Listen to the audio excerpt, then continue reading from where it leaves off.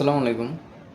আমার একটা ভিডিও অনেক মানুষ দেখছেন, এই যে একদিন আগে ছাড়িছি, যে আমি বলছিলাম যে আমি বর্তমানে ২টা জব করি, আরেকটা জবে জয়েন্ট হব ৩ তারিখ থেকে।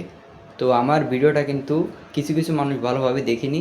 তো তার জন্যে বলতেছি যে ৩টা জব করতেছো, কিছুদিন পরে জাপানে ভিসা দেবে না, বা অনেক নেগেটিভ কথা বলতেছেন।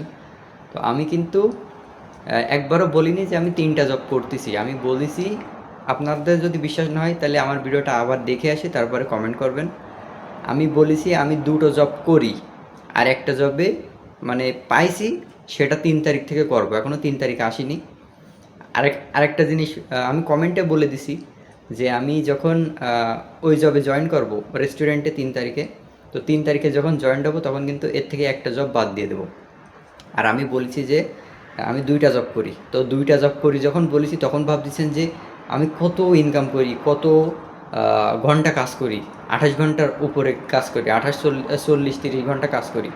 তো জাপানে যারা থাকে এই বিষয়টা বুঝবে যে দুটো জব, অনেকে ৩টে জবও করে, সে ৩টে জব মিলায় ২৮ ঘন্টা কাজ করে।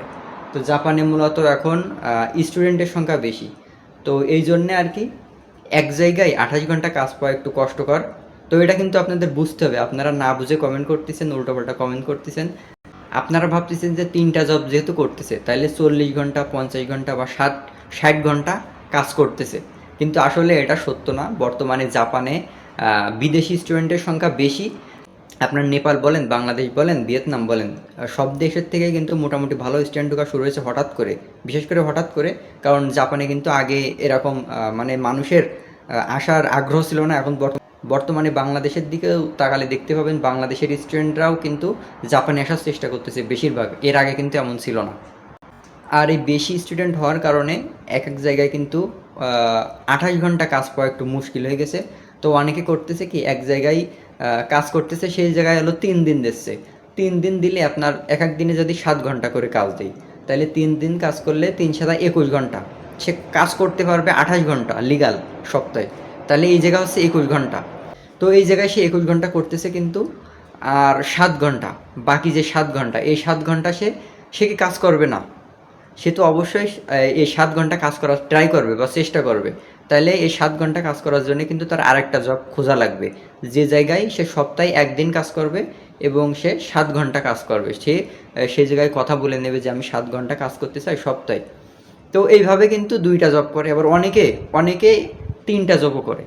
তো এইভাবে, কারণ বর্তমানে বিদেশি স্টুডেন্টের সংখ্যা একটু বেশি, একটা খুব কম মানুষই করে। আমার দেখা মতে আমার চারিদিকে একটা খুব মানুষ কমই করে, কারণ একটা জবে কিন্তু বর্তমানে ২৮ ঘন্টা হয় না। আর যাদের হয় তাদের হলো কোনবিনি, 7-Eleven, লসন আর রেস্টুরেন্ট। তো এইগুলো যারা কাজ করে তারা কিন্তু ২৮ ঘন্টা ওই জায়গার থেকে হয়ে যায়। তো যারা নতুন স্টুডেন্ট আসে, আবার অনেক ক্ষেত্রে অনেক স্টুডেন্টরা ২ জায়গায় কাজ করে, কেউ ৩ জায়গায়ও কাজ করে। তো আমি সেই ক্ষেত্রে ২ জায়গায় কাজ করি, কিন্তু আমার ২ জায়গায় মিলেও ২৮ ঘন্টা হয় না। তো কীভাবে আমি একটু শেয়ার করি। আমি শ্যাম্পু কোম্পানিতে কাজ করি। তো এই জায়গায় আমার সপ্তাহে, কোনো সপ্তাহে ১ দিন কাজ দেই, আবার কোনো সপ্তাহে ২ দিন দেই, কোনো সপ্তাহে ৩ দিনও দেই। তো ৩ দিনও যদি আমার শ্যাম্পু কোম্পানিতে কাজ দেই তাহলে ৩ × ৭ = ২১ ঘন্টা। আর আরেকটা জিনিস, আরেক জায়গায় কাজ করি, সেই জায়গায় সপ্তাহে আমি ১ দিন কাজ করি। তাহলে শ্যাম্পুতে ৩ দিন, আর আরেক জায়গায় ১ দিন, তাহলে ৩ × ৭ = ২১, আর এই জায়গায় করি ৬ ঘন্টা। তাহলে আমার কিন্তু ২৭ ঘন্টা হচ্ছে ২ জায়গায় কাজ করেও, এই শ্যাম্পুতে ৩ দিন কাজ দিলে। আর যদি শ্যাম্পুতে আমার ১ দিন কাজ দেই, তাহলে এই জায়গায় ৭ ঘন্টা, আর এক জায়গায় যে জায়গায় কাজ করি ওই জায়গায় ১ দিন করি, ৭ আর ৭ = ১৪ ঘন্টা। তাহলে আমার ২৮ ঘন্টার মধ্যে কিছু সপ্তাহে ১৪ ঘন্টাও কাজ হচ্ছে। তাইলে বোঝেন যে আপনারা ভাবতেছেন যে আমি ৪০ ঘন্টা ওভার করে কাজ করতেছি, কিন্তু আমার এদিকে হিসাব করলে ১৪ ঘন্টাও আসতেছে না, মানে কোনো সপ্তাহে বিশেষ করে। তো আমি সেই ক্ষেত্রে বলছি যে আমি বর্তমানে ২টা জব করি। তো ২টা জবে অনেক সময় ২৮ ঘন্টা বজে কোনো রকমে, ২৭ ঘন্টা ২৬ ঘন্টা এরকম বজে। আবার কোনো দিন, মানে আবার কোনো সপ্তাহে ১৪ ঘন্টা, ১৮ ঘন্টা, ২১ ঘন্টা এরকম হয়, মানে খুবই কম। আপনারা যে ভাবতেছেন যে ২টা জব করি তাইলে কত ইনকাম করি, কত ঘন্টা কাজ করি, কিন্তু বিষয়টা এরকম না। আমি ভিডিওটা আবার দেখতে বলতেছি, ভালোভাবে ভিডিওটা দেখেন, তাইলে বুঝতে পারবেন। ভিডিওটা অর্ধেক দেখে আজে বাজে কমেন্ট করতেছেন আপনারা সবাই।